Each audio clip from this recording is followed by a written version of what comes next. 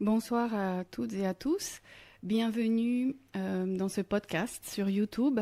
Nous sommes heureux de vous retrouver à nouveau pour partager un peu de l'enseignement gnostique. Donc nous nous présentons, nous faisons partie de l'association culturelle gnostique Samael Laxmi.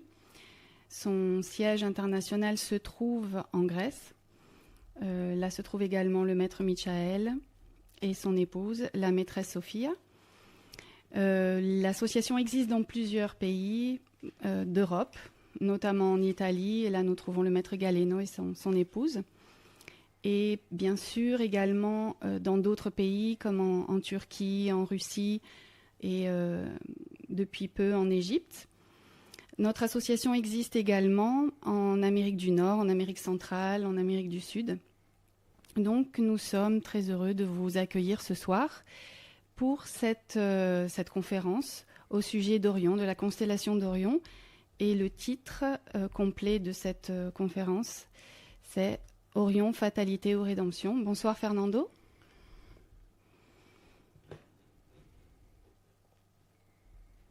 Bonsoir Andrea, bonsoir tout le monde.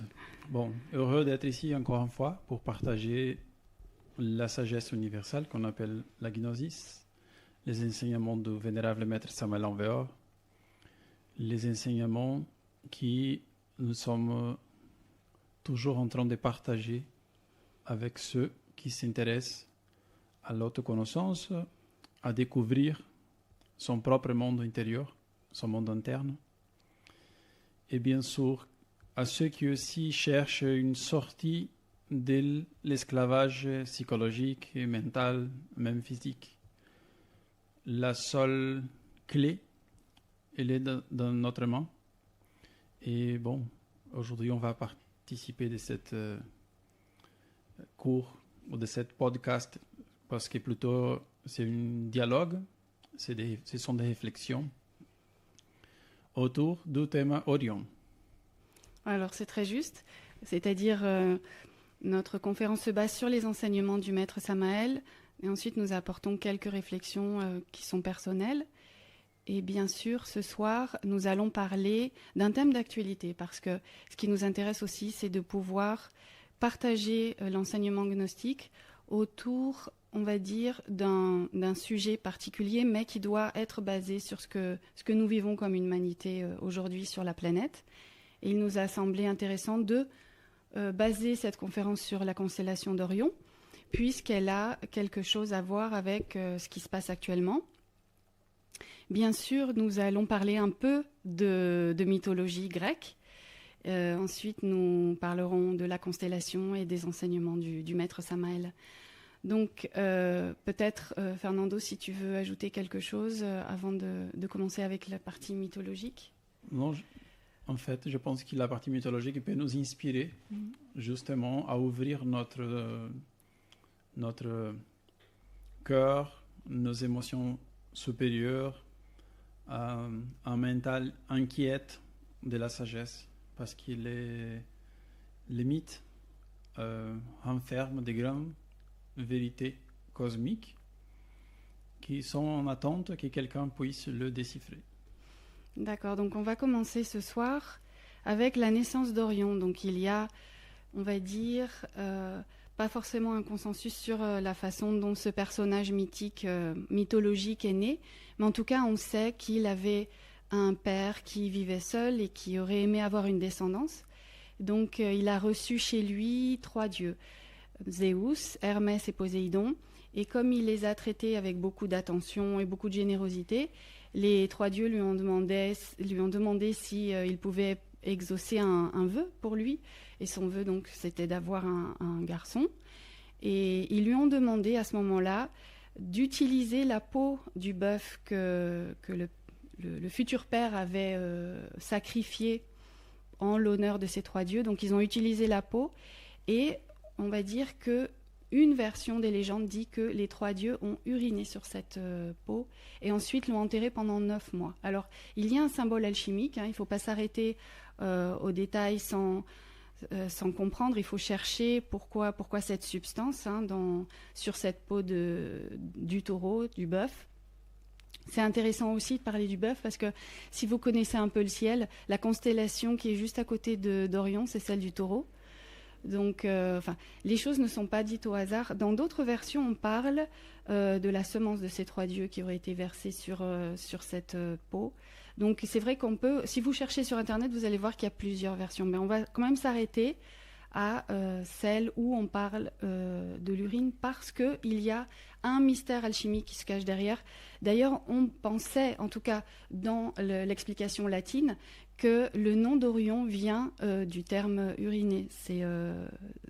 C'était ab urina, c'est-à-dire à partir de l'urine, il a été créé.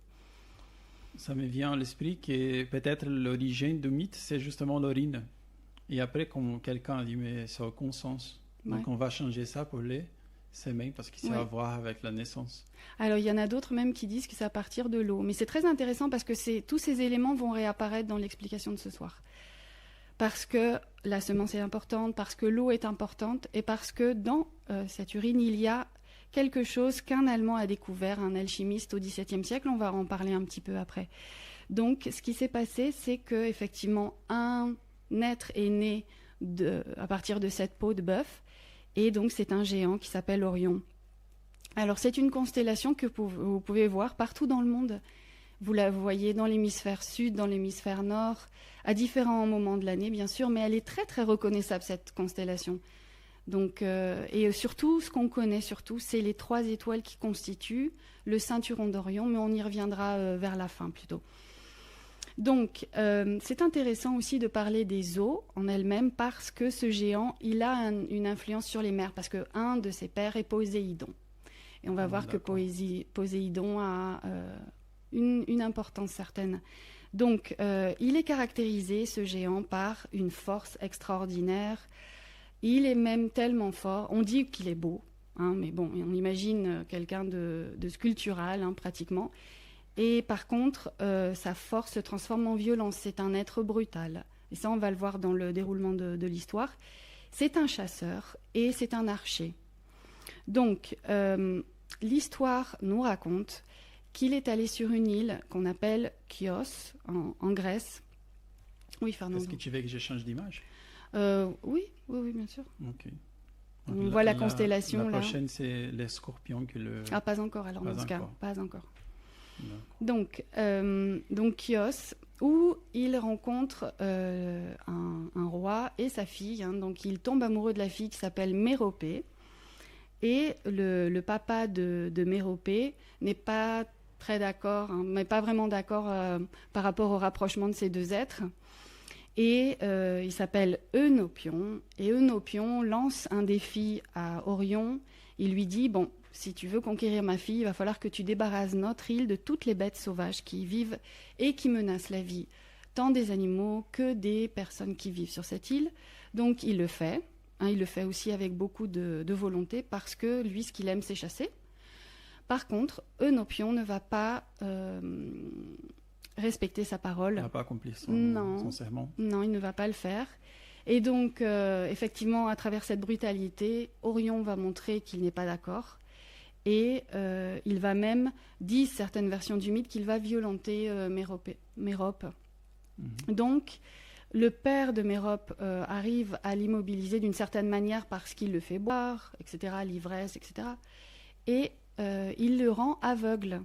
Mais ça, c'est très étonnant parce que ça nous rappelle Polyphème, le géant qui a été devenu aveugle à cause d'Ulysse, Odyssée. Qui était également brutal. Voilà, qui mangeait les collègues d'Ulysse dans l'Odyssée. Il a aussi le donné du vin à boire et à la fin, il a mis un coup de lance, un morceau de bois dans voilà, c'était un cyclope. Ouais, exact. Donc il fallait maîtriser cette force brutale d'Orion, donc il l'a rendu aveugle. Alors, par contre, il y a un oracle qui prédit à Orion, quand même parce qu'il est de descendance divine, ou d'ascendance divine, pardon, il lui promet qu'il recouvrira la vue s'il marche vers l'est pour se retrouver face à Hélios, donc le soleil. Donc Orion va sur l'île de Lemnos, il se trouve il prend contact avec Héphaïstos. On sait que c'est celui qui travaille dans les forges, qui fabriquait les armes des dieux même, il me semble. Héphaïstos. Oui, Héphaïstos, c'était celle-ci qui construisait les boucliers, les Exactement. armes, les épées. Oui. Et donc, il propose à Orion de lui prêter... C'est lui qui a fait les armes d'Achilles pour qu'il puisse tuer Hector et finir la guerre de Troie. Ok. Donc, il lui prête un assistant. Ensuite, on peut découvrir dans la mythologie que c'était plus qu'un assistant, c'était le maître d'Héphaïstos.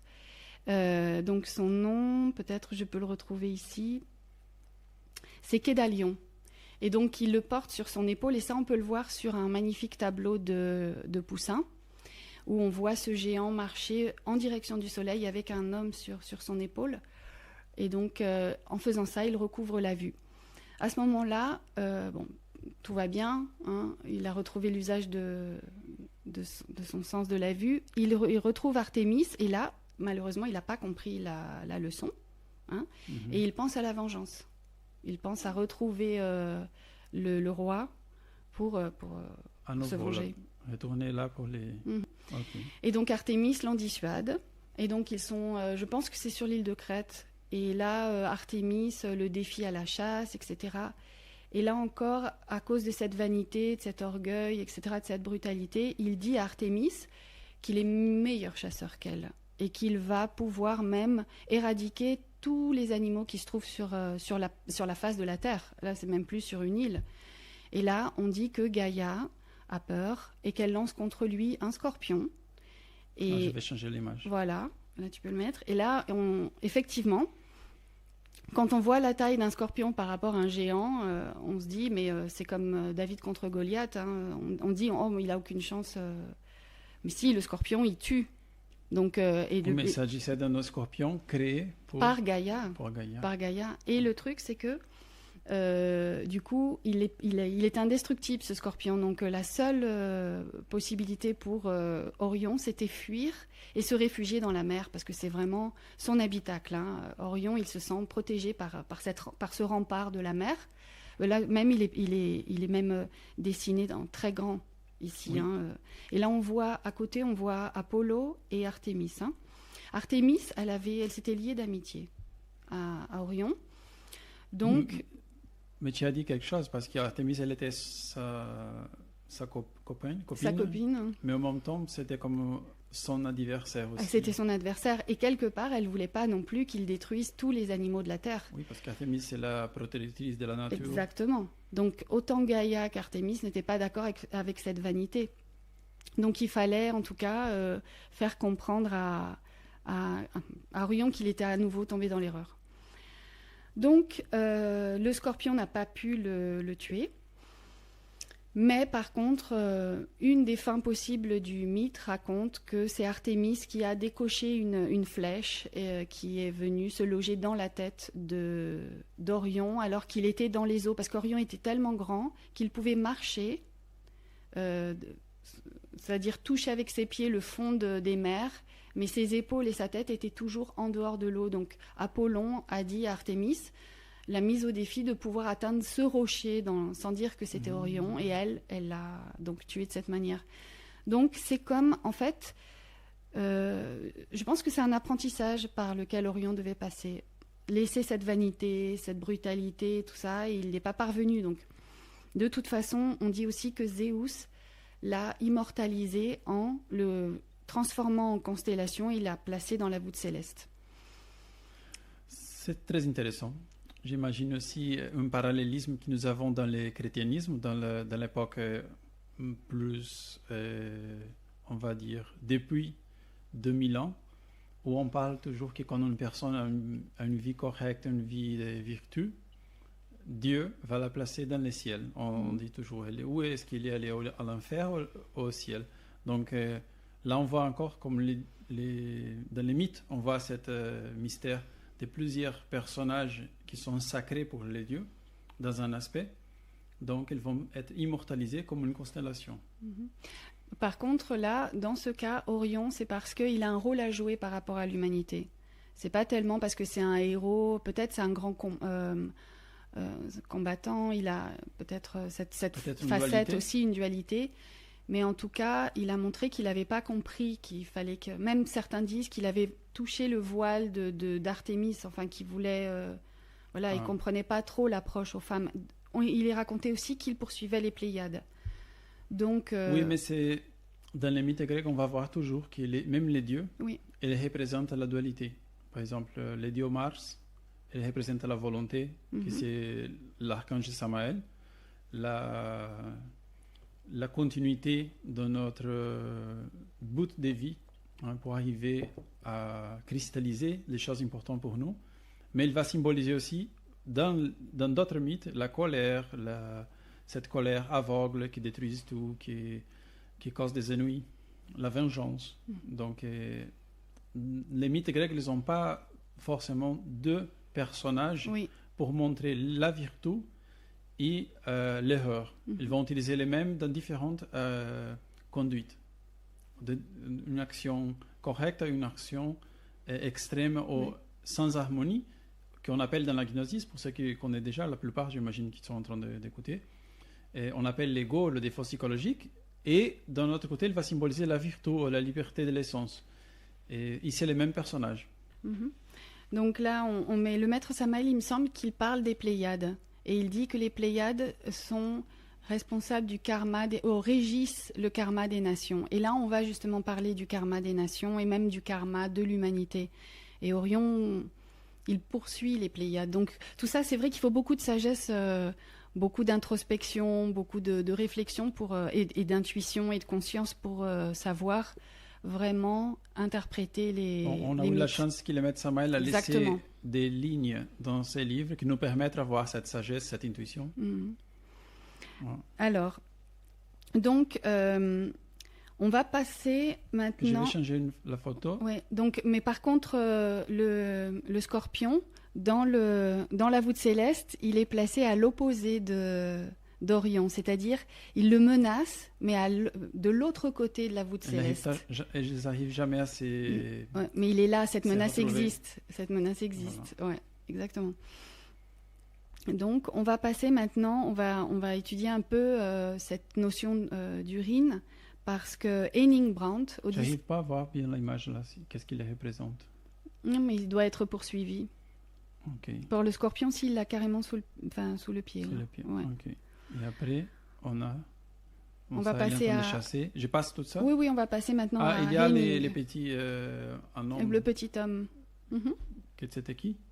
Alors, c'est Kédalion. C'est le Kédalion. maître, un maître d'Héphaïstos. Hein. Voilà. Donc c'est là qu'il a retrouvé Peut-être ça pourrait représenter aussi les karmas. Par exemple, la personne a une situation difficile, donc elle réfléchit, elle va revenir à la vie correcte. Mhm. Et après, il oublie à ça, il revient sur ses erreurs. Oui, elle devrait revenir. Elle revient à commettre les mêmes erreurs, c'est ça que tu veux dire, ou Oui. où elle prend conscience et elle commet plus l'erreur. Dans le cas d'Orion, dans l'aspect négatif, c'est plutôt, il a eu la chance de retrouver ses facultés. Oui, oui, Et quand il avait déjà retrouvé ses facultés, il va retourner vers la à vengeance. l'endroit où il avait perdu l'œil. Ouais, exactement. On a parlé ces jours de l'aspect psychologique, parce qu'on a un aspect qu'on a hérité dans l'évolution. L'insecte, il bouge dans ses actions pour une sensation. Recherche de se nourrir, recherche de chaleur, recherche de lumière. Par exemple, à la nuit, il cherche la lumière, mais il se brûle avec la lampe, donc il s'éloigne. Quand elle est déjà refroidie, elle revient, il se brûle à nouveau, il va passer toute la nuit jusqu'à qu'il meurt dans ce procès répétitif. Processus, merci. Et malheureusement, après, elle devrait apprendre dans le règne animal, l'essence, qui est encore une élémentale, elle devait apprendre à avoir la mémoire. Donc on va voir par exemple dans un cheval, il va se brûler, il ne va jamais revenir là où elle était brûlée, dans une situation qu'il connaît déjà, qui va le mettre en danger. Il a une mémoire. Et, oui, exactement, il a une mémoire. L'humain devrait avoir une chose encore plus élevée, que c'est les concepts, la conscience, comprendre la situation d'une façon globale. Parfois, on doit nous affronter à certains dangers, il y a certaines douleurs pour arriver à quelque chose de plus grand, par exemple des efforts dans la vie. Mais dans l'actualité, dans cette parenthèse, parce que je pense que c'est très proche de ce qu'on a vu avec les mythes d'Orion, l'humanité commence pour une espèce de dégénération psychologique et même organique à perdre la capacité de réflexion, à perdre la capacité d'utiliser la conscience. C'est même une rareté quand on trouve quelqu'un conscient dans la vie. Donc perdre la capacité de réflexion. Après, on va voir que l'humanité aujourd'hui perd la capacité de mémoire. De mémoire, elle. C'est incroyable. Ouais. Les gens voient une chose, un mois après, on écoute une personne dans la télé ou dans la radio qui dit complètement le contraire, et les gens acceptent ça comme si c'était normal. Ils ont oublié qu'est-ce que cette personne a dit, qu'est-ce que cette personne a fait. Donc, on revient à l'insecte, et c'est très triste même, parce que l'insecte, qu'est-ce qu'il va faire? L'attitude de l'insecte. Quand les choses vont bien dans la vie, on oublie complètement de travailler sur nous-mêmes, on oublie, on parle d'une façon très générique, peut-être il y a des exceptions dans le public, on espère qu'on va arriver à être une exception aussi, mais la personne, quand elle est confortable, quand elle a tout, quand elle a à remplir ses besoins, la personne a la tendance à tout simplement se laisser amener pour l'entropie de la vie, pour les influences des égos, des forces psychologiques. Après, la vie vient avec les karmas, donc ils les mettent dans une situation de difficulté, et la personne se désespère, dit « Ah, qu'est-ce que je peux faire pour m'en sortir? Je dois apprendre à méditer, je dois apprendre à me relaxer, je dois manger correctement. » Quand elle se guérise, quand tout devient normal, entre guillemets. Voilà, la personne s'oublie à nouveau. Et nous avons cette situation aujourd'hui. Bon, on enseigne la noce depuis quelques années et on voit comme ça devient de plus en plus difficile de transmettre l'urgence de faire un travail spirituel, parce que les personnes se conduisent aujourd'hui beaucoup à travers cette partie des sensations qui a resté depuis l'évolution, quand nous étions des insectes. Sans offenser. On revient à un niveau très archaïque. Exactement. Mais c'est comme peut-être même un processus de défense, peut-être. La personne, elle se réfugie vers le plus archaïque, parce qu'elle cherche un refuge, donc elle ne cherche pas à se sortir de la situation, sinon simplement à se protéger. C'est vrai. Et on pourrait même chercher à voir pourquoi nous sommes arrivés à cet état. Et ça a à voir aussi à bombarder des informations, des bombardements des informations, l'usage indiscriminé des réseaux sociaux, regarder la télé plusieurs heures par jour, avoir une vie superficielle où on ne développe plus l'intégration avec la nature, l'intégration avec nous-mêmes, avec les silences, avec la magie, les dialogues qui vont nous amener à la réflexion, et pas uniquement de parler des bêtises, de raconter des histoires comme dans les années 1700 et quelques, et on répète toujours les mêmes histoires. Sinon on doit faire des réflexions, justement, parfois des choses que nous n'aimons même pas entendre parce qu'ils sont contre nos idées archaïques, mais qui peut-être veulent nous amener à une nouvelle vie, à une nouvelle façon de voir les choses. Donc c'est ça, les gnostiques. On pourrait résumer que c'est une personne, un chercheur de la sagesse. Elle veut apprendre, chaque jour elle veut apprendre quelque chose de neuf. Bon. Et donc Petite parenthèse. Oui, mais très importante. Et donc on va revenir à pourquoi l'importance de cette substance. Là j'ai mis la photo d'un bébé, d'un petit qui fait les pipis. À partir de laquelle, oui, c'est le Man Can Peace à Bruxelles. C'est très intéressant parce que justement, on se demande pourquoi on allait sculpter un enfant urinant dans une fontaine. On l'appelle la fontaine de Jouvence. La Jouvence, c'est oui, quoi? De la jeunesse. Ouais, retrouver la jeunesse. Et en fait, c'est intéressant parce que bon, c'est aussi un héritage des alchimistes. Tout ça, faut vraiment voir que ce sont des symboles à interpréter. Et donc, cet Allemand, peut-être si tu passes à la prochaine photo, et il s'appelle Henning Brandt au XVIIe siècle, et donc il cherchait à rendre plus brillants les métaux. Et je ne sais pas si c'est par erreur ou parce qu'il le savait déjà, mais en tout cas, il a utilisé de l'urine et il a fait évaporer l'urine. Parce que parfois, on découvre de grandes choses Un accident. par accident, entre Il a guillemets. beaucoup bu, il a fait des pipis au-dessus d'un métal.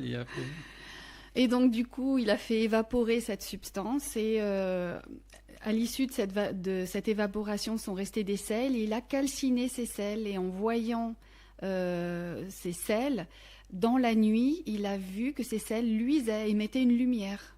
C'est formidable. Donc, il a donc découvert ce qu'on appelle aujourd'hui le phosphore. Et le phosphore, donc, vous savez que dans la table des éléments, hein, le phosphore est représenté par le P, la première lettre du mot, et par le numéro 15. Et donc, le phosphore, vous savez, quand on frotte le phosphore, on produit le feu, hein, on produit une lumière et la combustion. Et donc, le phosphore, ça veut dire aussi le porteur de lumière. C'est bien. Au Brésil, allumette, vous appelez les allumettes, oui. Cette petit morceau en bois. Oui. Au Brésil, on appelle ça phosphore. Voilà. C'est ça. Donc, vous êtes resté proche du terme originel, hein, de cette substance. Et donc, Orion, il est lié à cette lumière. Parce qu'il justement, il va vers le soleil pour retrouver la vue. Donc, nous, quand on est sur un chemin spirituel, et c'est ça qu'on vous souhaite aussi, c'est que les enseignements qu'on partage avec vous, et même si vous vous intéressez plus donc à cet enseignement gnostique, si vous voulez participer de nos cours, hein, à la fin du podcast, on va en parler. Nous aimons approfondir et voir quels sont les sujets, les pratiques qui vont nous aider sur notre chemin spirituel. Donc, toutes ces notions qui peuvent nous aider à comprendre, même quand on parle de table périodique des éléments, etc., tout ça, ça fait partie de la science que nous étudions dans la gnosis. Donc, en espérant que la gnosis puisse vous servir sur votre chemin spirituel, que ce soit d'une grande aide pour vous. Donc, le vénérable maître Samael parle du chiffre 15 et il dit « Le 15 est la force majeure qui peut libérer l'homme ou le rendre esclave. » Et là, on est en train de parler d'Orion, d'un personnage mythologique qui était brutal, qui était violent, mais qui avait une grande force, et certainement aussi une grande force sexuelle, mais qui ne savait pas l'utiliser de façon, on va dire, adéquate. C'était une personne violente, mais il avait ça en lui, cette lumière. La templance. Voilà, peut-être. La tempérance. La tempérance. Et justement, si vous regardez la carte du tarot numéro 15, ça représente la passion. Et donc, quand on voit quelqu'un comme ça qui ne sait pas se contrôler, on pense tout de suite à une personne passionnelle. Le 15, ça représente aussi la passion donc, et l'ego. Et ça, l'ego, dans la gnosis, nous cherchons à l'éliminer pour libérer cette lumière en nous. Ouais. Cette lumière qui a attrapé l'ego, il la garde en lui pour pouvoir survivre. Une fois qu'on désintègre l'ego, on libère cette lumière que nous appelons essence, qui ensuite se convertit en conscience.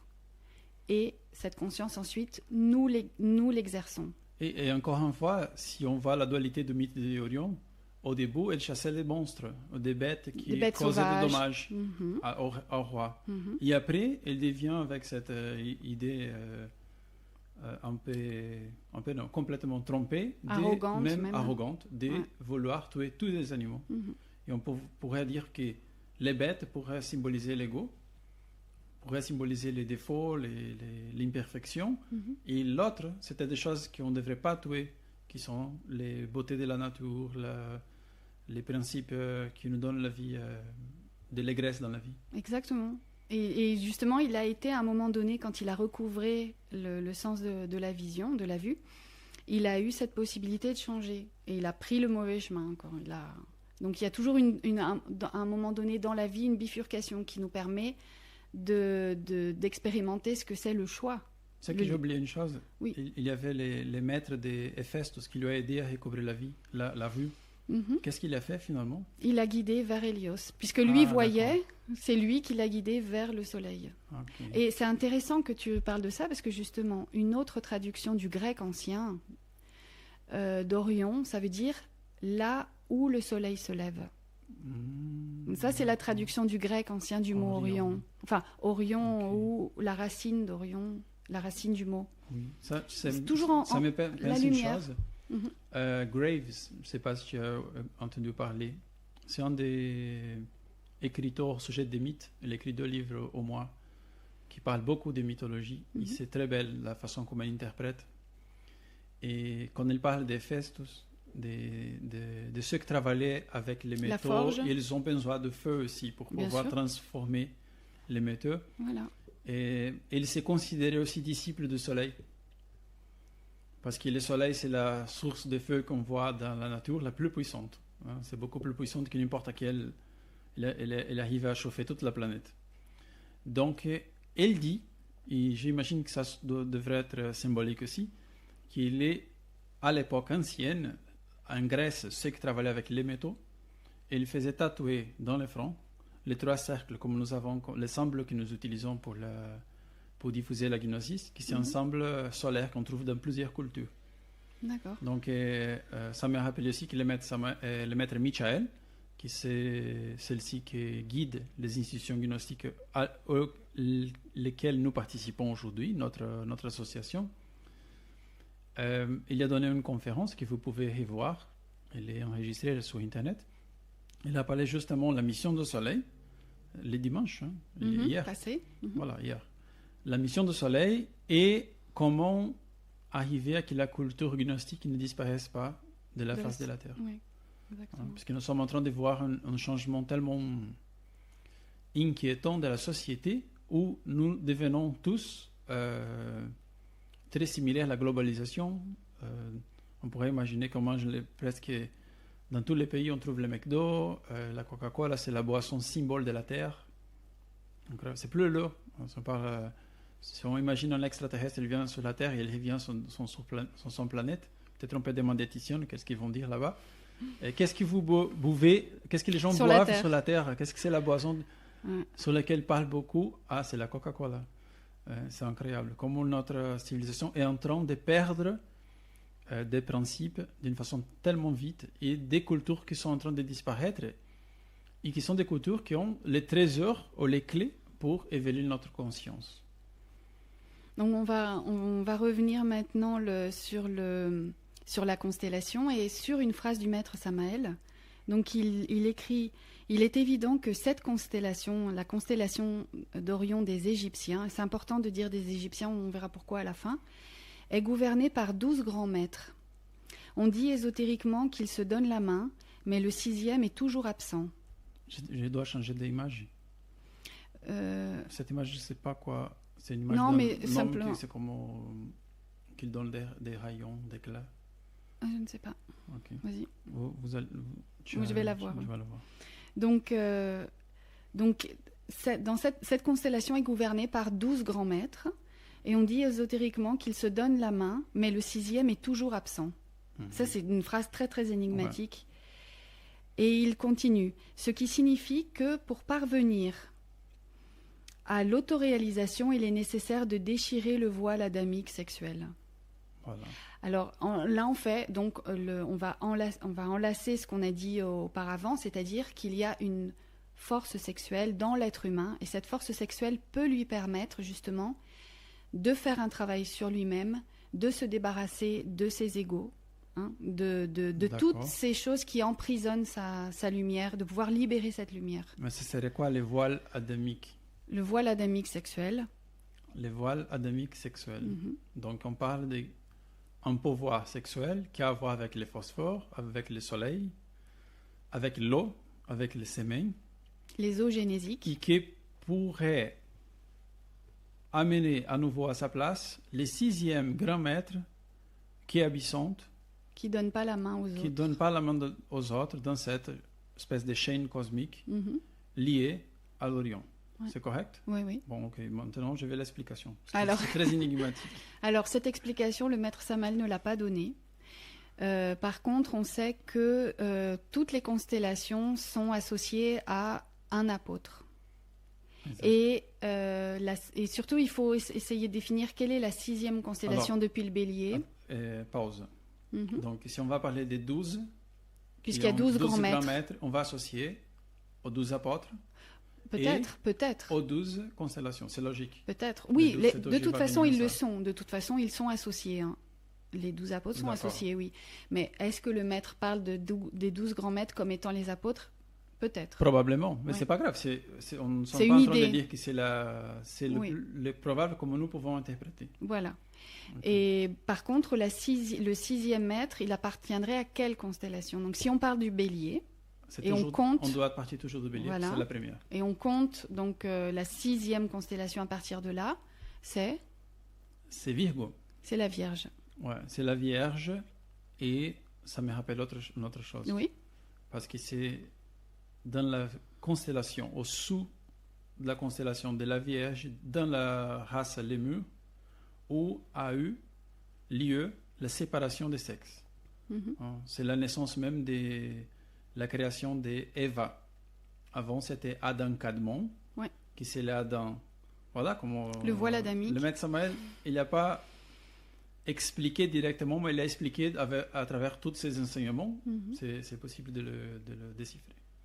Adam Cadmon, il dit que c'est l'Adam quand il avait encore en lui les pouvoirs de l'homme et de la femme, dans le sens qu'il était un Dieu créateur, c'est l'image et semblage de Dieu. Mhm. Donc, au moment où la race Lémur traversait l'influence zodiacale de l'ère de Virgo, De la Vierge. de la Vierge, a eu lieu cette séparation et sont commencés à être naître des hommes et des femmes séparés. Mhm. Donc c'est très logique que et l'Adam Cadimon devient maintenant Adam et sa copine, Sa partenaire. pardon, sa partenaire Eva. Hein? Yoch Shava, si on peut dire. Donc tout ça nous fait réfléchir. De toute façon, on le laisse aussi. On laisse cette phrase du maître Samael en suspens pour que nous puissions tous rechercher hein, le sens. Maintenant aussi, il y a un autre quart du tarot, parce que c'est toujours intéressant d'étayer hein, nos connaissances par rapport à d'autres sciences, hein, la science du tarot. Et dans la carte numéro 27, on voit un archer. Et là, on n'a pas mis la carte, mais c'est pas grave. Okay. Et si vous connaissez le tarot égyptien, vous allez voir, il y a un archer donc, qui est en train de... Non. Imaginez un archer égyptien qui est en train de tendre son arc, hein, prêt à décocher une flèche. Et dans la partie inférieure de la carte, on voit un scorpion prêt à le piquer. Oh. Et la carte s'appelle l'inespéré. Et quand on parle de quelque chose qui est inespéré, c'est comme quelque chose qui nous prend par surprise. Et justement, c'est un peu ce qui est arrivé à Orion, quand on voit cet archer menacé par ce scorpion. Alors, c'est encore une interprétation personnelle, mais enfin, ça peut nous faire penser à ça. Orion est menacé, et nous, on fait partie de cette humanité, et il y a une menace qui pèse sur l'humanité actuellement, et qui a quelque chose à voir avec la constellation d'Orion. Non pas qu'Orion soit responsable, mais il va nous lancer une alerte. Donc, je ne sais pas si vous partagez cette opinion, mais en tout cas, je ne dis pas que toutes les personnes sur la face de la Terre sont des personnes arrogantes, brutales, etc. Mais on a beaucoup de défauts en nous. Si on cherche un peu, on verra. Hein, au fur et à mesure on va dire de la recherche de soi-même, que malheureusement, on a ça aussi en nous. C'est facile de savoir. Et quel est l'état de la planète aujourd'hui? On voit les politiciens, ils sont les reflets de la société.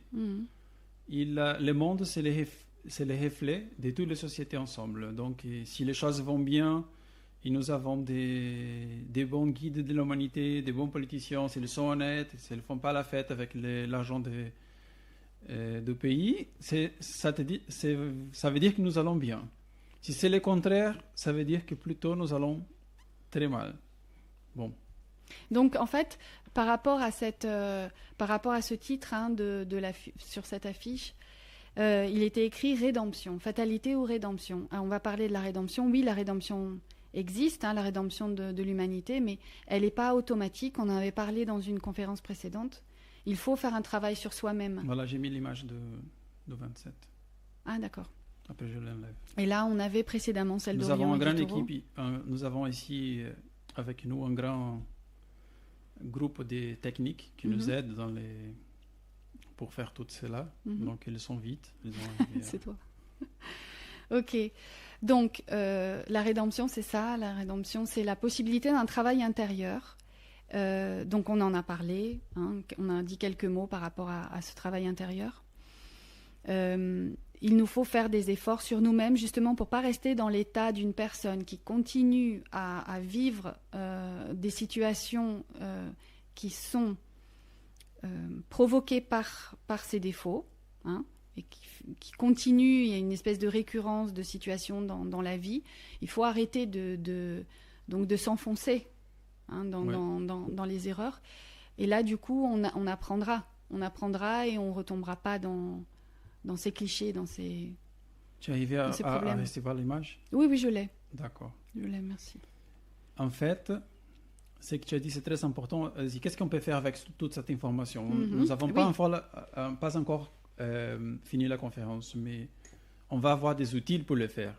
Bien sûr, c'est ça notre idée aussi. Mais avant de donner un outil à quelqu'un, on doit dire pourquoi on va le donner, cet outil, de quoi ça sert, qu'est-ce qu'on va faire avec cette information. Et nous avons besoin, d'une façon urgente aujourd'hui, de s'en sortir de cette masse globale qui marche aveugle comme Orion. Ils ne vont même pas vers le soleil, vers le soleil pour reprendre leur faculté, sinon qu'ils tout simplement marchent d'une façon entropique, de plus en plus confondus, perdus, sans harmonie, sans santé. Donc, serait essentiel que nous puissions produire une énergie en nous et un état psychologique qui nous permettent à ne faire pas partie à cette vague involutionnante qui marche pour justement mettre les pieds sur le scorpion. Alors, le scorpion, c'est très intéressant et vous allez voir que, en fait, tout ça gravite autour de... Tu veux encore deux? Non, pour toi. Tout ça gravite autour de comment nous allons apprendre à canaliser ces énergies qui sont en nous, à éliminer ce que nous devons éliminer et à créer en nous, à cristalliser en nous des valeurs. C'est ça l'idée d'un travail sur soi, c'est éliminer ce qui est en trop et cristalliser de nouvelles valeurs. Donc, des valeurs spirituelles. Donc, l'idée, c'est de savoir que le scorpion, si vous regardez certaines cartes astrologiques qui représentent l'influence de chaque constellation sur le corps humain, vous allez voir que le scorpion, il régit les organes sexuels. Donc, si la personne est attaquée par un scorpion, c'est parce qu'elle n'a pas ce contrôle, mais pas forcément seulement de l'énergie sexuelle, de la colère, etc. Donc il y a quelque chose qu'il faut apprendre par rapport à ce que nous enseigne l'animal, le scorpion. Ouais. Il est lié à cette canalisation des énergies ou cette non-canalisation. Ça dépend. On voit même dans les gens qui sont nés sous le signe astrologique des scorpions, qu'ils ont via des règles, comment on dit là, en général. En général, une grande puissance sexuelle.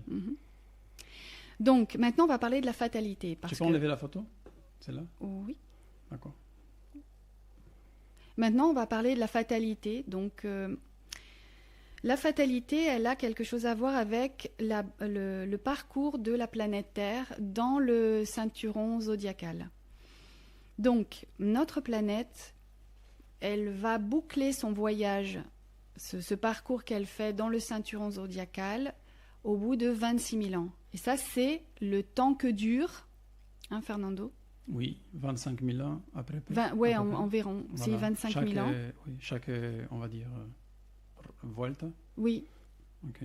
Donc, c'est au bout de ces 25 000 ans,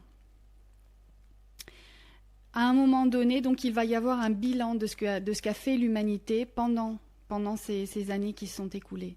D'accord ? Exactement. C'est-à-dire, c'est comme C'est la race. C'est la fin d'une année écolaire. D'une année scolaire, Scolaire. hein, d'une race. Alors, la race précédente, c'est la race Atlante, elle a été justement balayée par un grand déluge. Il y a des textes qui en témoignent. Et puis, l'idée du déluge universel, il est exploité dans de multiples religions et traditions. Donc, c'est quelque chose... En fait, il y a beaucoup de gens qui pensent savoir qu'effectivement, à un moment donné, l'humanité doit vivre comme un grand nettoyage. Hein. Ils le disent. Certains disent « Ah oui, oui, on le sait ». Parce que, quand même, ça fait plus de 2000 ans qu'a été écrit l'Apocalypse. En ce qui nous concerne, par exemple, hein, si on prend la religion chrétienne... C'est un de plusieurs livres qui présagent la même chose. C'est un des textes. Ouais. Mais là, l'Apocalypse nous dit que... Les Védas avec les Kali Bien Yuga. sûr. Ah oui, mais bienvenue les apports, hein, si vous voulez nous apporter ces connaissances. Hein, c'est clair. D'accord. C'est clair. Parce que dans la gnosis, on ne se cantonne pas, effectivement, à la tradition et à la religion. Dans la sphère du christianisme, on s'intéresse à toutes les religions, toutes les cultures, toutes les traditions. Mais la plus proche de nous, je voulais dire, peut-être je me suis mal exprimée. Non, de notre société, tu as raison. De notre société. C'est celle-ci que nous avons beaucoup des souvenirs encore. Voilà. Et nous avons été enseignés, même des petits peut-être. Donc, l'idée, c'est que effectivement, l'Apocalypse a été écrit, et depuis plus de 2000 ans, il y a des gens qui disent « Ah, dans l'Apocalypse, ça a été prévu dans le sens de voir, de prévoir, de voir avant, par l'apôtre Jean, l'évangéliste. Et donc, il nous décrit quel châtiment va subir l'humanité qui n'a pas été fidèle aux enseignements de Dieu. Ouais. Donc, c'est normal que les gens aient une idée. Ça veut dire on a une mémoire aussi de toute l'humanité, une culture que l'on partage. Et donc là, on voit qu'effectivement, à un moment donné, il va y avoir un bilan.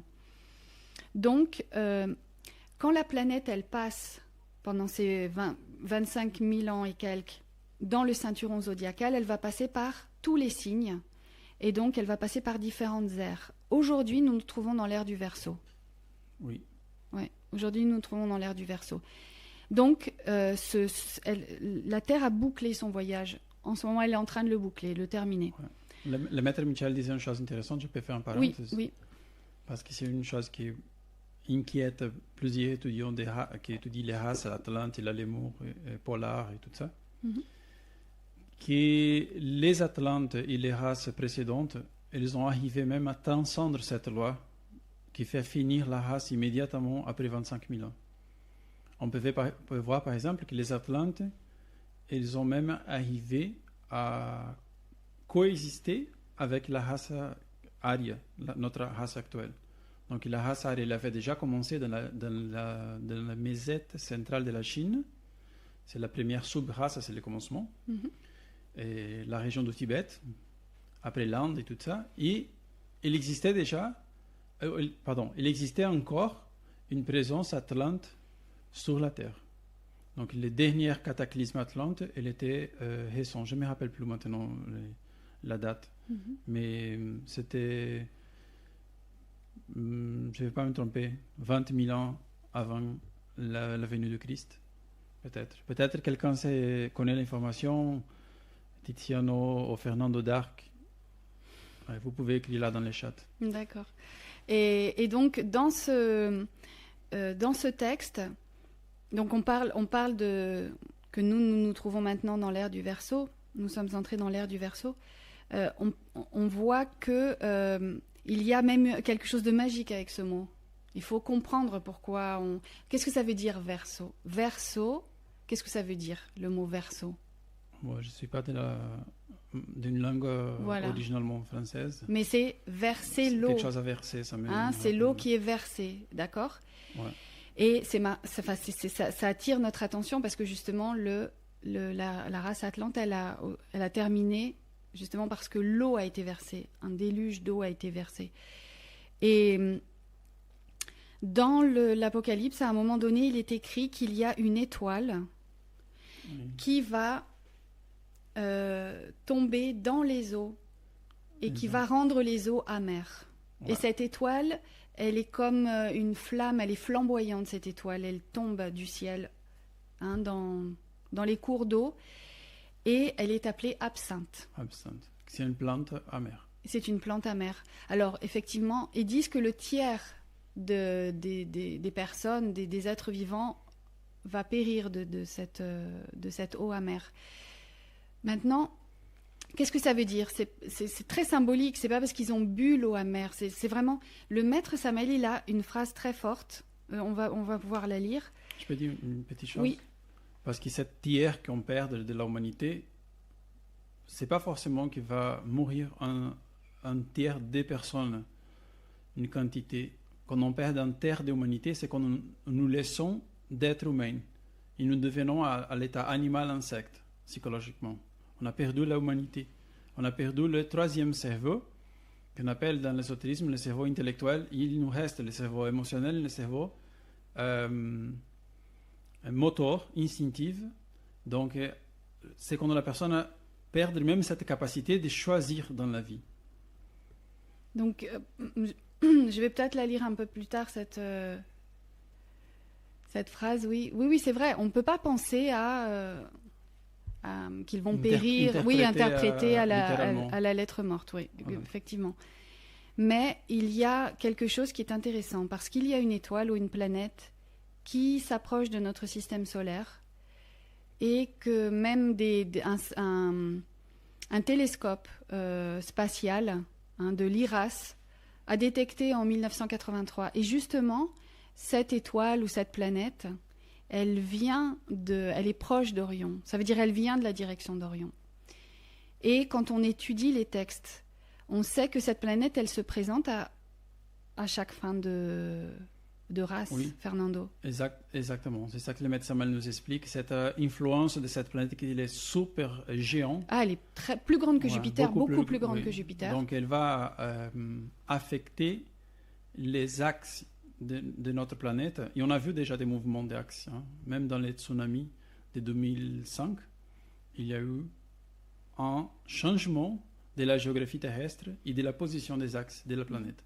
Donc, on va voir qu'au moment donné, comment, de la même façon que ça est succédé dans l'époque Lémur, Atlante, la planète a fait un changement et vont apparaître de nouveaux continents, ils vont disparaître plusieurs choses que nous connaissons aujourd'hui comme des continents, comme de la terre ferme. Et justement, c'est intéressant, on reparle de l'eau, ça veut dire les continents vont disparaître, d'autres vont apparaître. Bon. Dans ce sens-là, oui. On pourrait dire que les scientifiques, ils ont raison quand ils disent que la vie vient des eaux, et elle revient à l'eau. Pas comme ils disent, d'une façon mécanique, mais il y a certainement l'eau, c'est comme la représentation de la mer, l'origine.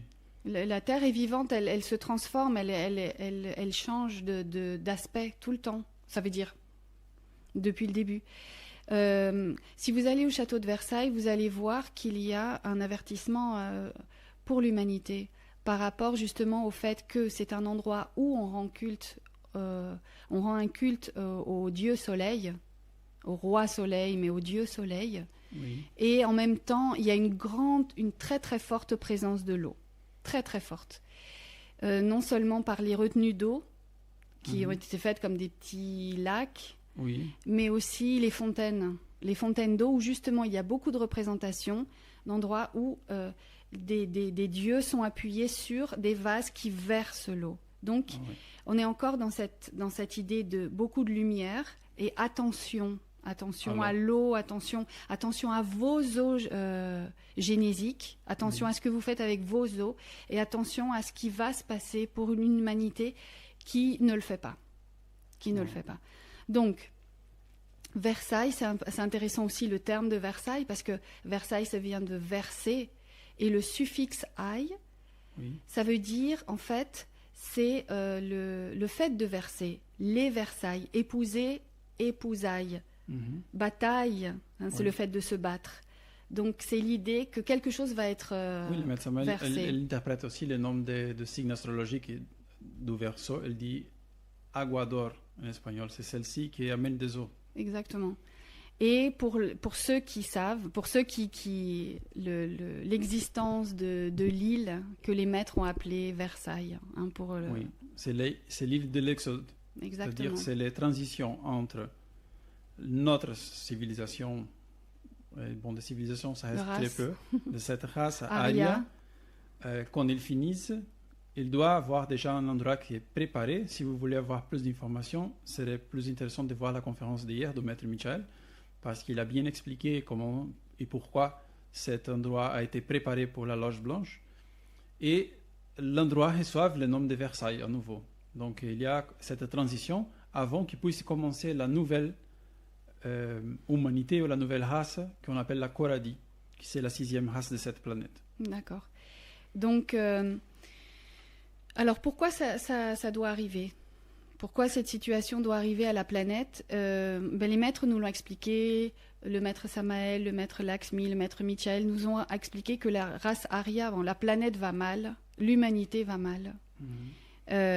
Les expérimentations scientifiques qui sont aujourd'hui réalisées sur la planète nous font penser un peu à ces savants fous qui sont en train de transformer... Un île de professeur, comment ça s'appelle là ? Un Moreau. Moreau. Ouais. En fait, c'est comme quelque chose qui nous échappe des mains. Les scientifiques veulent arriver au transhumanisme, c'est-à-dire éradiquer même le concept d'humanité pour transformer les humains en robots. Donc, on ne peut pas continuer comme ça. Cette race, elle ne peut pas continuer comme ça. Enfin, en tout cas, il faudra qu'il y ait un stop. Pourquoi ? Parce que la planète Terre est en danger et la planète doit encore accueillir 2 races supplémentaires. Donc, il faut vraiment qu'il y ait ce grand nettoyage. D'ailleurs, on l'appelle, cette planète qui arrive aussi à la... Il y a un terme pour la nommer, c'est comme le grand nettoyeur ou le grand... Ecolobus. Oui, aussi, mais dans l'idée qu'elle doit faire un grand nettoyage. C'est partie de cette rénovation. Voilà. Donc maintenant, je vais vous lire quelque chose du maître Samael, parce qu'en fait, on se demande, mais l'ère du Verseau, elle est spirituelle ? Parce que, est-ce qu'elle est spirituelle ? Parce que même il y a des écrivains qui ont dit oui, le 21e siècle, parce qu'on est au 21e siècle maintenant, c'est le siècle de la lumière, etc. Puisqu'une ère dure un certain nombre d'années aussi. Oui. C'est très intéressant la question. Alors, j'aimerais savoir qu'est-ce que tu penses. Alors, en fait, oui, parce que des ténèbres vient la lumière. Oui. Et c'est là, quand nous sommes en ténèbres, qu'on allume une lumière, parce que nous avons besoin.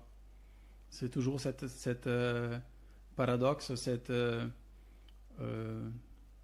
tendance de la personne humaine à être fragile et à se laisser emporter pour l'entropie. Donc, les situations, les karmas, on pourrait même dire, comme le maître Laxmi l'appelait, c'est une médecine pour l'âme.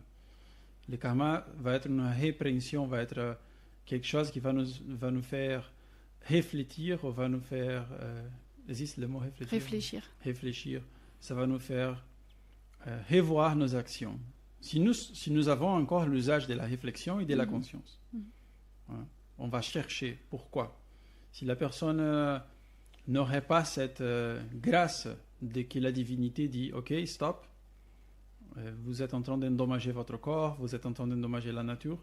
Donc, ça arriverait à une destruction sans possibilité d'une rédemption. Et donc, on va lire la phrase du maître Samael.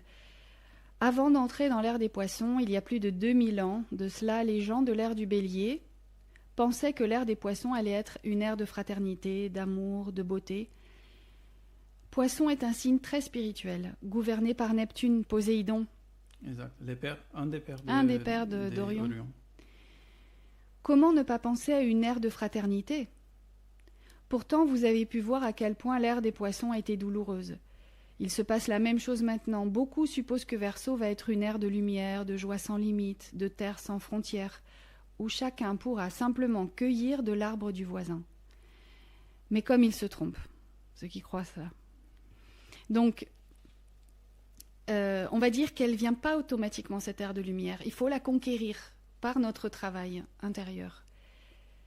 ensuite, le maître Samaël continue, et là, il va nous parler de cette amertume. Il va dire, par contre, dans un autre livre, il nous dit, « Cette terre que vous habitez aujourd'hui, un jour lointain, pas maintenant, un jour lointain, sera éthérique.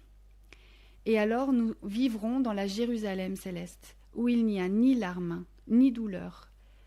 Et la constellation d'Orion qui a apporté au monde tant d'amertume, brillera dans le septentrion en illuminant un monde empli de joie et de bonheur. » Là oui. Voilà. C'est-à-dire qu'en fait, Orion,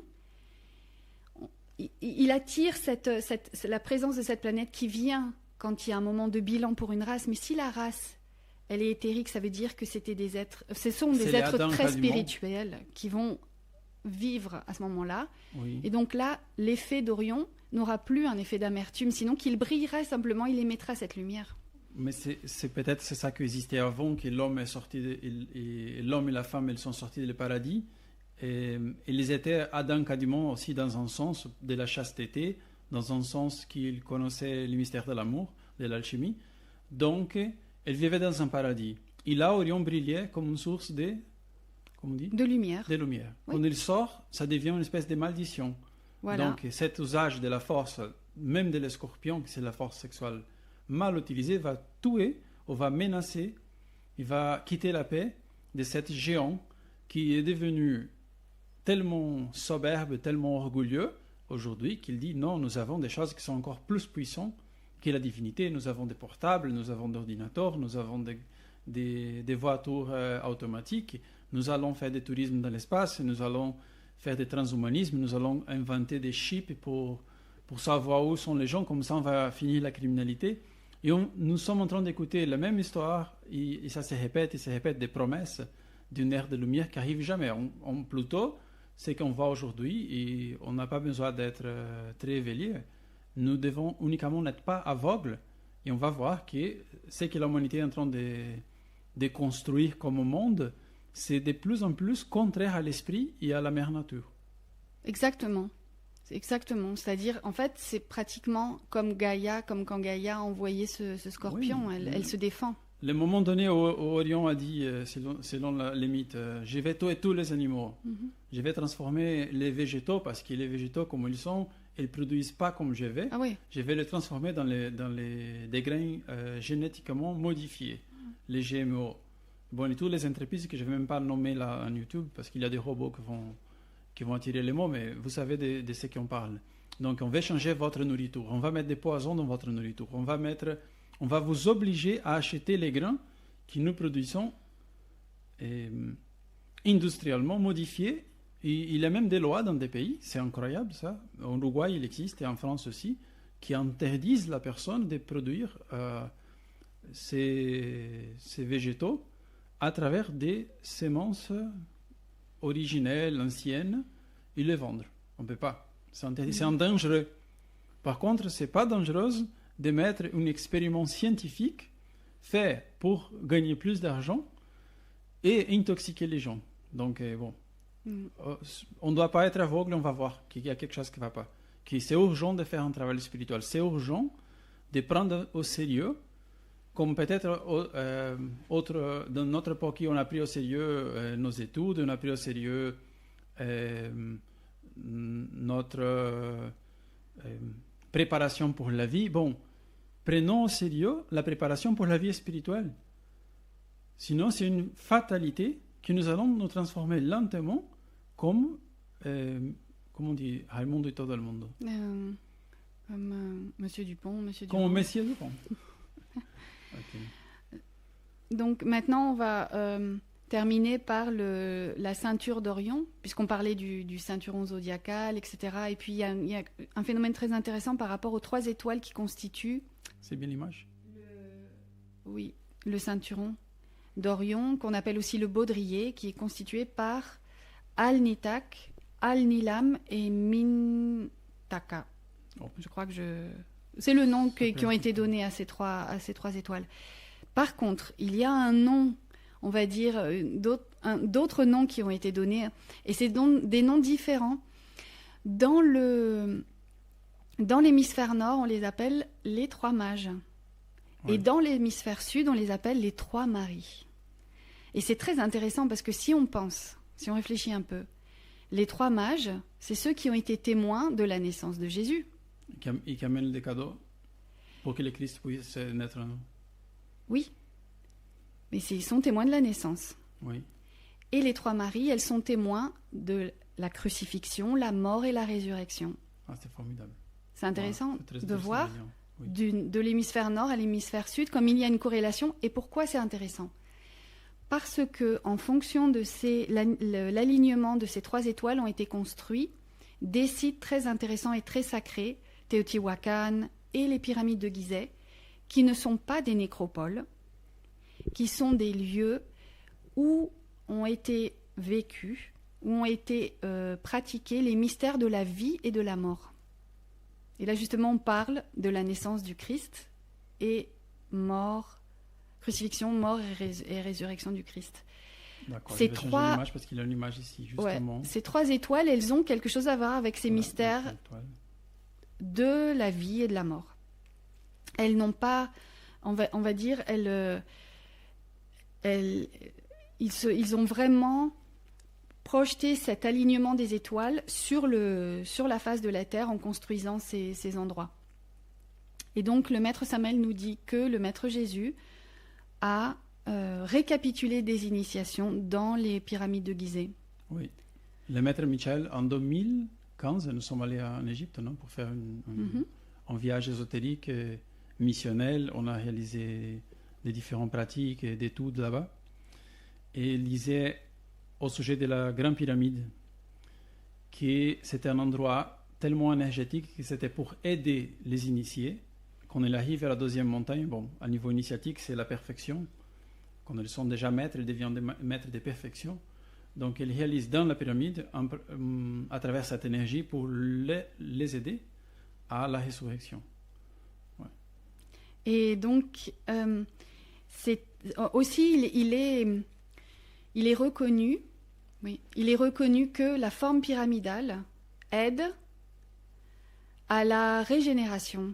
Par exemple, une personne qui se met sous une forme pyramidale peut l'aider à guérir, à régénérer d'une certaine manière ses cellules ou potentialiser l'action d'un remède si on le met dans la pyramide.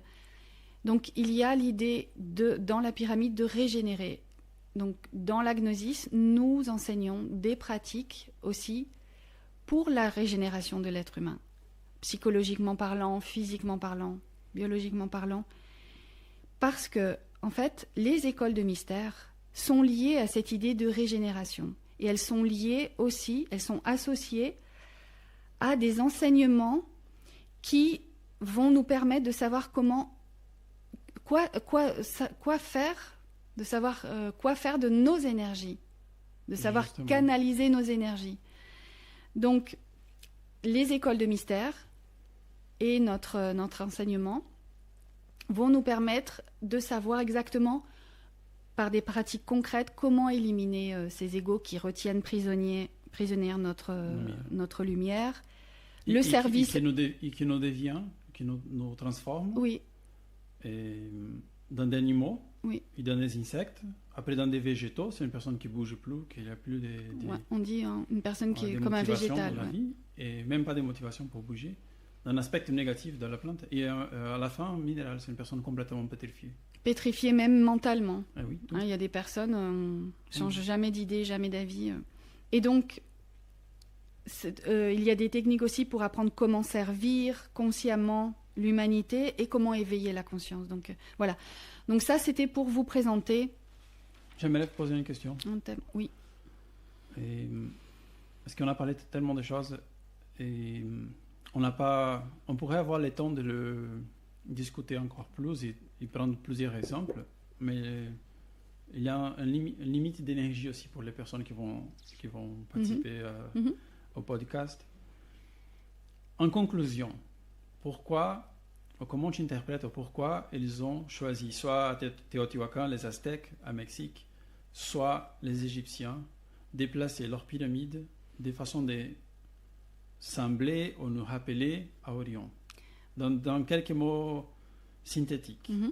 Alors, dans Teotihuacan, on l'avait vu, hein, elle s'appelle la cité où les hommes deviennent des dieux.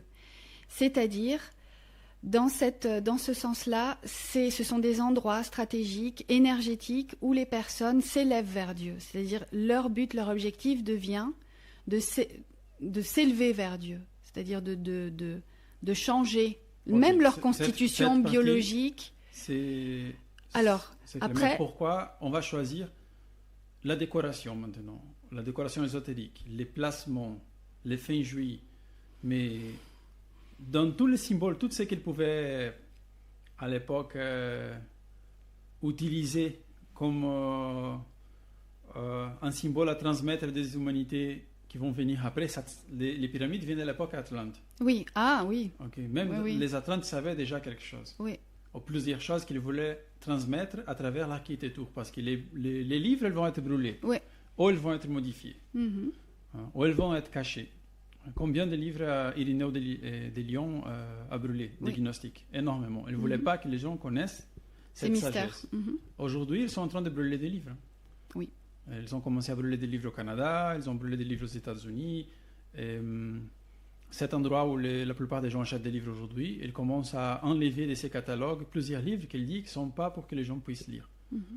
Donc, cet brûlage de la bibliothèque d'Alexandrie commence à prendre vie à nouveau. Oui. C'est toujours un très mauvais signe quand une société veut effacer les réflexions des autres. C'est toujours les nazis ont fait ça, ils ont brûlé des livres. Donc, les barbares ont brûlé des livres. Donc, les inquisiteurs, ils ont brûlé des livres. Et même si parfois ils vont dire une justification, ils vont toujours abuser de ça. Ils vont utiliser cette justification pour ces idées méchantes, pour ces idées tyranniques, pour des idées d'esclaviser les gens, parce que si les gens n'ont pas à quoi réfléchir, c'est vrai que c'est facile de donner une version de la vérité et les conduire pour les mauvais schémas. Donc attention, que notre société est en train de marcher sur les scorpions à nouveau. Donc je reviens sur ma question. On a à peu près 30 secondes, 1 minute pour finir la transmission. Notre producteur a dit déjà qu'il y a une limite de temps. Donc, pourquoi ils ont choisi Orion? Parmi toutes les constellations qu'on a, des belles constellations, on a de Virgo, on a des Hercule, on a la Serpent, on a les dragons, on a les Gémeaux. C'est une très belle constellation. Pourquoi ils ont choisi Orion? Mais donne la réponse. Ah, mais je ne sais pas, c'est pour ça que je te pose. J'ai une idée, mais j'aimerais savoir synthétiquement. Non, en fait, pourquoi choisir mais c'est pas seulement l'Orion, c'est les 3 étoiles qui constituent le baudrier, c'est-à-dire le ceinturon. Mais en fait, ça c'est encore le cordon. Le cordon dans toutes les, on va dire, dans toutes les traditions, quand un moine a un cordon, ça veut dire qu'il utilise la volonté pour canaliser ses énergies. Dans le cordon, il a cette idée. C'est aussi Orion, attention, le contrôle sur ses énergies. Mais aussi dans la Bible, il y a 4 passages où on parle d'Orion. Et c'est toujours pour mettre en valeur la puissance divine, la puissance de Dieu. C'est-à-dire même quand Job... Et d'ailleurs, c'est ça, tu m'avais posé la question, pourquoi on voit un homme allongé avec une femme qui pleure à ses pieds et un être au-dessus comme éthérique? C'est Job. Quand Dieu parle à Job et lui demande, est-ce que toi, tu es capable de détacher les liens d'Orion? Wow. Donc c'est vraiment... Les liens, c'est les ceinturons. Voilà. Donc c'est ça, c'est l'idée de la puissance divine qui est là dans cette constellation. Si nous faisons... En français Archimède, c'est celui qui je sais, mais enseigne une loi. Donnez-moi un bâton. Oui, ça me revient pas l'idée, mais c'est pour un levier, le levier. Le levier d'Archimède. Le levier d'Archimède, c'est dit, donnez-moi un point, je bougerai l'univers. Ouais. Pour s'appuyer. Hein? Oui, pour s'appuyer. Quelque chose comme levier, il me semble. Et donc, c'est l'idée elle est tellement puissante, cette constellation, qu'elle existe dans la Bible, ils y font référence. Ouais, c'est très intéressant. Bon, je pense que pour cette soir, oui. On a... Ah, mais par contre, on n'a pas répondu à Fernando d'Arc. Ah oui, c'est important, la question. Est-ce que cette séparation est aussi en rapport avec Vénus qui est en exil dans la constellation En de la exil. Vierge, en exil. Alors, c'est intéressant parce que Vénus, il est en exil dans la constellation de la Vierge, nous dit Fernando d'Arc. Il est en exaltation dans le Poisson, Vénus. Les poissons. Vénus, il est en exaltation, c'est justement l'amour divin. Un C'est poisson et l'amour divin. C'est l'amour divin en Poisson, c'est l'amour idéal, c'est l'amour du Christ, c'est le l'amour plus exalté. désintéressé. Voilà. Il est juste en face, dans le signe du Poisson. Mhm. Donc, voilà, moi Ouais, ce serait mon élément de pense réponse, que- mais Je pense qu'il y a à voir parce que c'est sûr et certain que pour plusieurs raisons, Mm. il y a la séparation des sexes oui, en Virgo. Il y a l'expulsion du paradis en Virgo, en Vierge. en Vierge. Mhm. Il y a la séparation, il y a la sortie. C'est un signe dans un aspect négatif, très rationnel, très testadure, têtu. Têtu. Voilà. Ok. Bon, Donc, merci il y avait beaucoup. d'autres questions ou des commentaires qui ont été, il dit ici, messages rétractés. Ils sont répandus Ah, des personnes qui ont enlevé leur message. C'est pas grave. Ok. Ok, bon, si vous n'avez pas encore, cliquez sur le bouton like si vous avez aimé l'activité. Vous pouvez souscrire dans notre canal de YouTube pour recevoir des nouveautés, des nouvelles conférences. Vous pouvez nous écrire des emails à France Gnosis pour avoir des informations pour de nouveaux cours de Gnosis. Nous avons avoir la possibilité de parler de chaque thème séparé, amplifié et parler de la pratique qu'on a proposée aujourd'hui d'une façon un peu voilée, c'est-à-dire la pratique à travers la magie sexuelle, l'alchimie, la chasteté, comment utiliser la magie à travers ces énergies qui vont pouvoir transformer notre vie intérieure et la vie extérieure. Remplir de lumière notre cœur, notre conscience, l'utiliser, aider l'humanité en ce qu'on peut. Nous sommes là pour cela. C'est tous les instructeurs gnostiques. Nous travaillons dans des différentes associations pour transmettre une sagesse qui appartient à la Loge Blanche. Ce n'est pas la propriété d'une personne ou d'un groupe. Et nous vous souhaitons une très belle continuation d'une vie spirituelle fructifère. Andreas, je vais dire au revoir. Merci de votre attention et nous vous attendons donc dans nos cours si vous êtes intéressé par la gnosis pour pouvoir partager avec vous cet enseignement. S'il y a d'autres questions, vous Maître pouvez Samael. écrire encore. Il n'y a pas, mais bon. Donc, à bientôt. Au revoir.